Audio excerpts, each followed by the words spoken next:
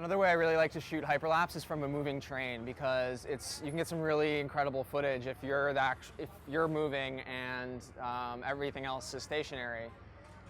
So we're going to try that on the way to Brooklyn right now. The first step in this process is to determine what kind of transportation you're going to shoot from. You know, you could do this from a friend's car while they're driving. You could do it from a skateboard or a bike. In New York, I like to do trains because it also goes through so many different areas and neighborhoods that it's really interesting.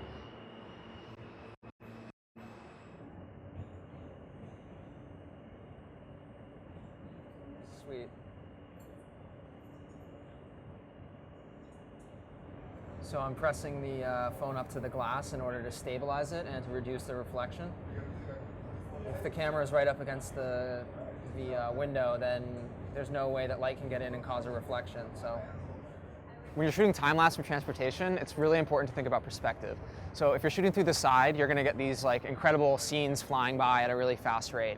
If you're shooting forwards, you're going to get really interesting perspective shots, and it's kind of look like you're zooming into a scene. So before you get started, determine what you want your result to be, and then that will help inform which direction you should shoot in.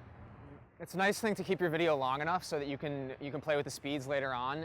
There's so much variability. You know, you could go 4 times as fast, all the way up to 12 times as fast. So make sure that you're shooting enough footage that you can have that flexibility when you go into process later. So I like the transition from still to moving. So I always start my hyperlapses from transportation before the transportation is actually moving.